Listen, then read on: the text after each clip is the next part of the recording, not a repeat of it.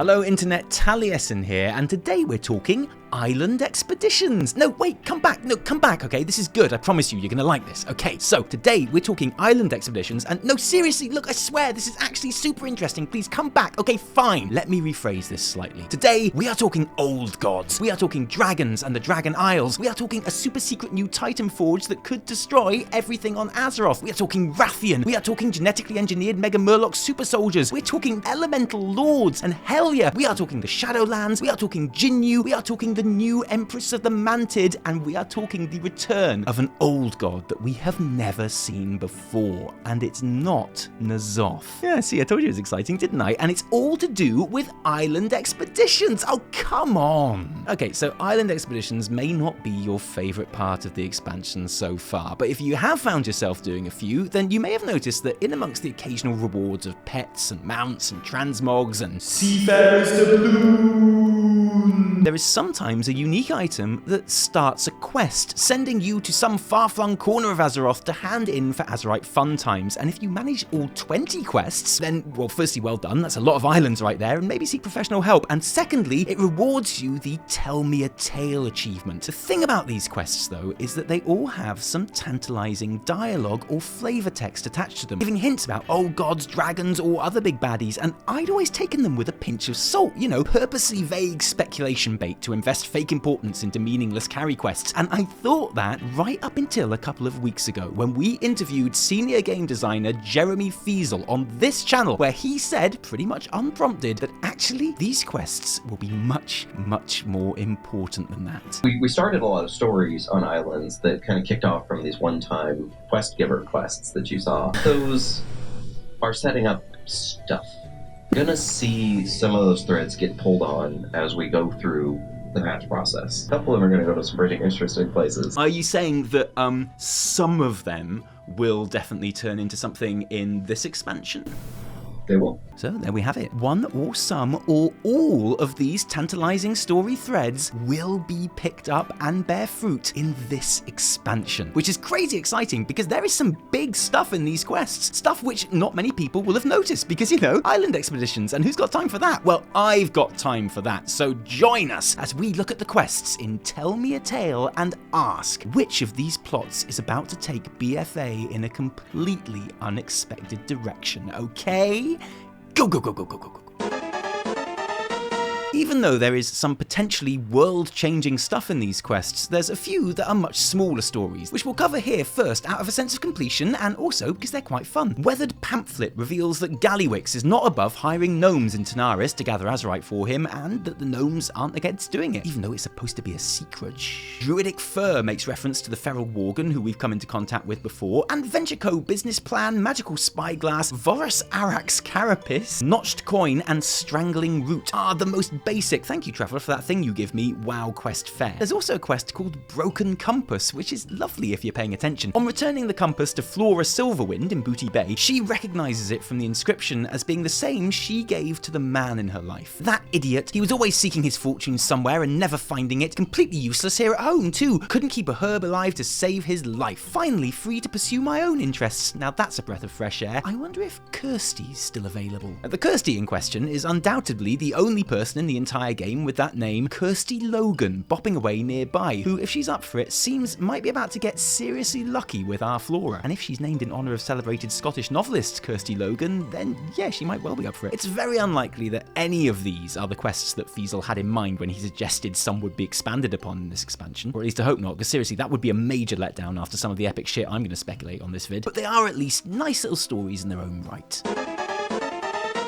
Out of all of the quests that would appear to be pointing towards something that we know definitely is coming is Murloc Eye, which sees us visiting King Murgle on the coast of High Mountain, who tells us about terrible things happening to the Murlocs. I've been hearing tales of terrifying magical experiments happening in the depths, entire Murloc tribes being wiped out. There is one area they won't even go near anymore. The water bubbles ferociously and the heat is unbearable. The fish have all fled. Everything has fled. What could be going on there? It would seem pretty easy to explain this area area they won't go near as referring to Nazjatar, our destination in upcoming patch 8.2, after it is raised from the depths, or revealed at least, for us to do battle with Queen Y'shaarj. King Murgle, and yes, I will always refer to him by his full title, he's royalty after all, mentions ferociously hot water around the area, which might well match up with Jeremy Feasel's choice of the word fire when referring to Queen Y'shaarj in our interview with him. If I really wanted to go deep with the speculation here, I might point out the line, "The fish have all fled," because in the Y'shaarj Warbringer, N'Zoth appears in the form of a surprisingly terrifying fish, and if I really wanted to make it work, then I could read this as evidence of a little pet theory of mine. You see, I'm pretty sure that despite our expectation that Y'shaarj and N'Zoth are working together, actually we will find out that they're not. In fact, I think that in 8.2, N'Zoth is going to help us fight the Naga Queen, which definitely absolutely has no chance of going wrong for us at all, because honestly, what even could go wrong in that situation where we accept the help of N'Zoth? I don't know what you're worried about, why are we even talking about it? So if I really wanted it to, "the fish have fled" could be a little hint that N'Zoth has abandoned his queen, probably because she and the other Naga have decided they don't need him after all, since they are clearly conducting terrifying magical experiments on the Murlocs, and you know what that means, don't you? Genetically engineered Mega Murloc Super-Soldiers in the Throne of Y'shaarj raid, boys. This is gonna be the best raid ever, don't at me.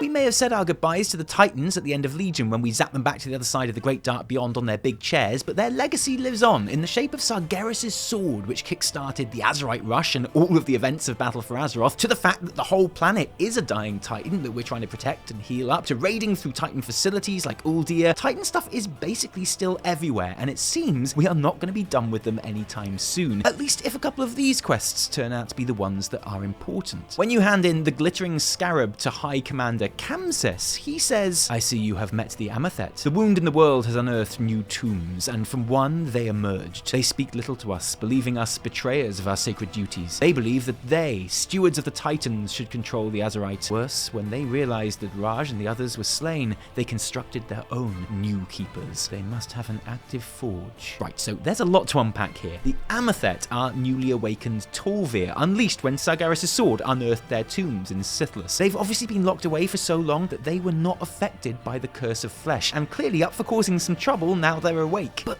what is this forge that Kamses is referring to? The Titan Forges were created to stuff the sleeping world soul of Azeroth with cosmic energies and shape her development in various ways. So the Forge of Wills in Ulduar shaped her sentience, and the Forge of Origination in Uldum shaped her form. The Forge of Origination is also capable of wiping out all life on the planet, of course, which would be pretty bad news, but it sounds like the Amethet have a third forge. But where, what, and how? When you first enter the Chamber of the Heart with Magni at the beginning of BFA, you see the Maiden of Vitality impaled on some especially excited Azerite, and she says, "Recommended expurgation of the following facilities: Uldaman, Uldum, Uldarus, Ulduar, Uldir, Uldaz, Uld. Until this moment, we've never heard of Uldarus or Uldaz before, so the location of the undiscovered forge could be either of those or any number of the other facilities that she was trying to say. But if the Forge of Wills shapes Azeroth's sentience and the Forge of Origination her form, what could be the purpose of this third forge? To shape her taste in music? What part, what facet of Azeroth will the Amethet be able to influence with this forge? That's the interesting question for me. Some other children of the Titans are of course the Vrykul, also affected by the Curse of Flesh and plus-size ancestors of Azeroth humans. And if you take the Bloodwake drinking horn to massive tree-faced guy Vidhar in Stormheim, he tells you there is a fleet, some say thousands of ships large, that floats on the Great Sea, led by the greatest raider to ever live. His name is Jorun the Bloodwake. Perhaps you too will see him one day. Yeah, Tree Man, I think maybe we will. Maybe we will. You might have noticed a few themes running through Battle for Azeroth narrative-wise. There's Sylvanas' multiple war crimes and the definitely not Garrosh-like unease that she's fostering in the Horde leadership, which definitely won't end up in Garrosh-style Horde rebellion, of course. There's that. But there's also death. Whether it be Thros, the previously unknown realm of death, or Bwonsamdi, the lower of death, and his move on the Royal Zandalari bloodline, Talia's revelation that she's Bolvar 4 Dragons kid, and so kind of heir to the current Lich King, Kalia Menethil's new Lightforged undeath state, Big questions being asked about how much free will Sylvanas' new Forsaken really have, Vol'jin's spirit and the mystery surrounding exactly who told him to pick the Banshee Queen as the next war chief. Wherever you look, death is playing a major part in many of the most important proceedings this expansion, to the extent where it's now a pretty common theory among the player base that there will soon be a third playable undead faction to go alongside the Horde and Alliance, or at the very least that the Shadowlands or the power of death will somehow be the key to defeating the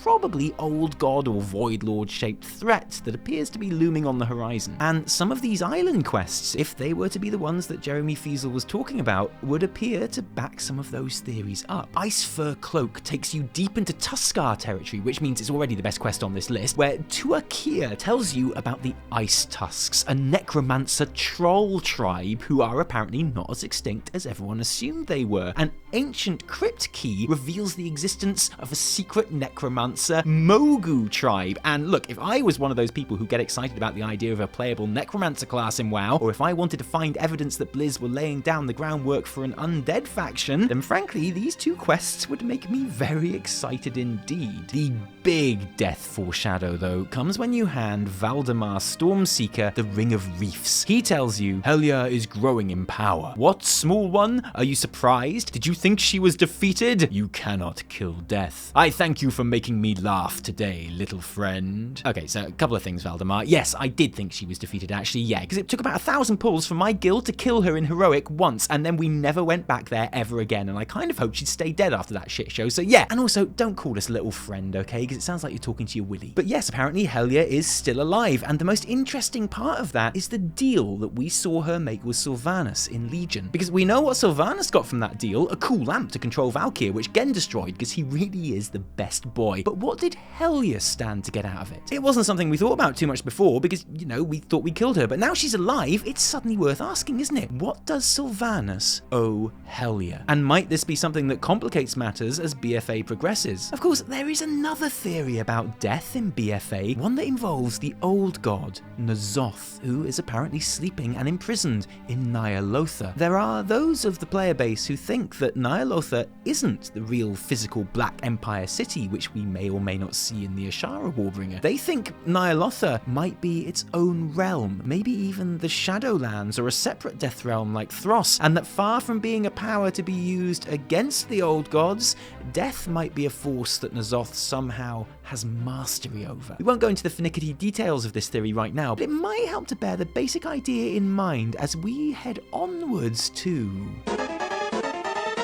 because now we are getting to the real meat and potatoes of these quests, because an unnerving amount of these story snippets seem to focus around the old gods in some way, and since we are all expecting the old gods to be quite a big deal in BFA very soon, they're probably worth taking notice of. And let's start with the Dragon Isles. The Dragon Isles have near mythical status among the WoW player base, a group of islands originally intended to be a level 65 raid in vanilla before it was cut, and even had unfinished landmasses and models buried deep in the code for people to gawp at. And yes, I know what you're thinking. You're thinking, hey Taliesin, that looks a bit like that building in Stormsong, and you'd be right. The original concept for the Dragon Isles was that they were temples to the old gods. So yeah, spot the theme there if you're clever enough, like, innit? The Isles themselves have never ever been mentioned in-game though, not even once before right now, because Unscarred Black Scale sends us to meet Wrathion. Yes, that Wrathion. Yes, that Wrathion at Blackrock Mountain. We are met instead by a Blacktalon Agent, and if you're disappointed about Wrathion, yes, that Wrathion, not making a triumphant return to the game, then you aren't disappointed for long, as she says, have you heard of the Dragon Isles? Few have, and fewer have been there. We have not found others of the Master's kin forthcoming in information. Which is massive! Or at least, since Feasel suggested at least some of these threads would turn into real game things, this is massive. But does this mean Wrathion, yes, that Wrathion, is torturing dragons trying to find the location of the Dragon Isles? Or is he already there and torturing the local dragons? We don't even know there are dragons there, of course. My thinking is he's probably trying to find his way to the Dragon Isles to try and study the old god temples there for clues as to how they or the Void Lords might be defeated, which would obviously be awesome if it means we get to go there with him. I actually think this is how BFA could end, but he's not the only one with a bone to pick with the old gods. When you take the Razorfin hunting spear to Tired Shushan, he tells you about the Razorfin tribe, a group of Jinyu who sail the seas, hunting down a beast that they call the Deep Shadow, or gloriously in their language, Oh No Ho. And shit man, you know a monster is bad news when the people hunting it call it Oh No Ho! I mean, that has got to be the single most descriptive monster name in the game right there. Oh No Ho! And whether this Deep Shadow is N'Zoth himself under the water, or one of his tentacly servants, it looks like there's another potential ally for us against the old gods out there somewhere. So it's handy that we'll be getting to know some more Jinyu in 8.2, eh? The Elemental Lords could potentially help us out against the old gods too. They fought against the Black Empire back in the day and got their fiery, watery, earthy, and windy behinds handed to them. Take the Elemental Core to Duke Hydraxis and he'll tell you, the presence of this Azerite has ignited the Lesser Lords, and each seeks to overthrow the current Lords and take the plane for themselves. They see this new element as a sign of elemental rebirth. And this is important because if it did come down to a big fight against the old gods, then the Elemental Lords would be a force we would hope to have on our side for that showdown. Is this Blizzard's way of writing them out of the story for now? Saying because of their infighting, we won't be able to rely on their help? Or might, say, a Black Empire themed expansion involve us hopping around the elemental planes trying to sort out their politics and get them on side again? I mean, that's basically the plot of Cataclysm, so I hope not. Or perhaps these new Elemental Lords will decide actually it's all about the old gods and the Void and fight against us in an upcoming war. Void Elementals. Oh shit, those already exist, hang on! So far from being our allies, they might well turn out to be allies of N'Zoth. And another force we could find ourselves up against in that situation might be hinted at by the Battered Twilight Scale quest. Erina tells us, it's those damn stone trogs, nothing stops their digging. They dug far further and deeper than we thought possible. What's more, when I really concentrate, I can feel the heartbeat of thousands of tiny creatures in there. We have no idea how many more eggs remain. Ooh, okay, so the Twilight Dragons were created by Syntharia or Sinestra by magically altering other dragon eggs to create an ultimate dragon flight, which would eventually serve Deathwing. You know Deathwing, the black dragon who went mad through the whispers of N'Zoth? And it's N'Zoth who pieced Sinestra back together and reanimated her to lay the eggs that would become the dragon flight. Don't worry about all that though, because we put a stop to it in Cataclysm. But if you didn't play as a shaman in Legion, then you might not know that they are on their way back. Shaman players fight the returned Twilight Dragons and their new leader, Xerixia, who is receiving whispers from the slain Syntharia from beyond the grave, or as Xerixia puts it, the dark beyond, as in space, as in where the Void Lords live. Basically what I'm saying is, it seems N'Zoth is somehow powering Syntharia to still be an influence among the Twilight Dragons, even though she's dead. And do you remember what we said about the theory of Ny'alotha being some sort of death realm? Do you remember that? It was just a couple of minutes ago. I mean, whatever's going on though, it seems that there are thousands of dragon children getting ready to hatch under Grim Batol as a ready-made army for when N'Zoth makes his move, and that is very bad news. Oh yeah, and then there's the Mantids. Commander Queepan tells us in the Sonic Stone quest that our fears are realized. The new Empress has hatched. Princess Zara, no. Now, Grand Empress Shek'Zara is here. She is as hot-headed and impulsive as Mantid Queens usually are, and has mobilized most of her forces to search for Azerite. We know not why, but we do not like it. The Mantid have quite a strong old god connection. They evolved from the organic matter created by the Black Empire. They are basically born of old god gloop, and their return is news to us. We defeated previous Empress Shek'Zia in both Mists of Pandaria and Legion if you were a Death Knight. But if they are on the move again with a new Empress, that would be another clue that old god forces might be mobilizing, along with, you know, all the other clues. Now, the Mantid are devout worshippers, specifically of Y'shaarj, the old god who was the most powerful of all the old gods before the Titans physically ripped him out of the Earth's crust, causing the open wound that was the Well of Eternity and eventually the Maelstrom in the process. Y'shaarj had 7 heads, because why not? And yes, he was super nasty, but don't worry about him because he's totally dead and gone, right? Right? Which brings us, finally, to my favourite of these quests. When you pick up the wriggling mass, it gives you a vision. In your mind's eye, you picture a many-eyed goat laying in a pool of black water. As you approach, its eyes burst open, and in an instant you find yourself looking upward at the goat from deep within the puddle. As you sink into the icy darkness, everything goes black. And I know what you're thinking. You're thinking, Taliesin, that sounds an awful lot like that quote from the puzzle box of Yogg-Saron, which you've talked about before, because you bloody love the puzzle box of Yogg-Saron, and you're right, and I do. That quote goes, have you had the dream again? A black goat with 7 eyes that watches from the outside. Yeah, 7 eyes, like the 7 heads of Y'shaarj, which is why most people think that the goat from the puzzle box refers to him. And in this new dream, the goat awakens as you draw near. Incidentally, the goat here is also incredibly similar to the Lovecraftian deity Shub-Niggurath, who has 1,000 young. A bit like the thousands of Twilight Dragons ready to hatch under Grim Batol, though. Oh shit, yeah, that kind of makes sense when you say it like that. The Twilight Hermit that you hand this quest into thinks it signals the end of the world, and, you know, he's probably got a point, but it's this linking of the goat to Y'shaarj that I can't get out of my head, looking in at us from the outside, from another place, and then swapping places with us, so we are in his realm and he is in ours. Because it makes me think, Syntharia is dead too, but she whispers to living beings on Azeroth, probably with the help of N'Zoth. What if N'Zoth really does hold some dominion over death? What if Ny'alotha is some kind of realm that certain spirits pass to and wait to be reawakened? Maybe that's why Ny'alotha is known as the Sleeping City. And what if Y'shaarj is there, waiting to return? And if Y'shaarj, why not Cthulhu? Why not Yogg-Saron? What if the big old god reveal that we've been waiting for to finish off Battle for Azeroth isn't just N'Zoth like we all expected? What if it's all of the old gods, led by the one who died before mortal life even began on Azeroth? What if N'Zoth's line, "all that was sleeping shall be awakened," means the return of the Black Empire? But what do you think? Which of these quests could Jeremy Feasel be referring to in our interview? Which of these stories will unfold in Battle for Azeroth? And what do you think will happen when they do? Let us know in the comments below. And thanks for joining us today. If you like this video, don't thank us, thank our patrons who give their actual real life money to make them happen. Without you guys and your incredible support, there really would be a whole lot less Taliesin and Evitel, so thank you. If you didn't like it, downvote the shit out of it. Remember, my name is Jinyu. No, my name is Taliesin from me and Evitel. Until next time, cheerio.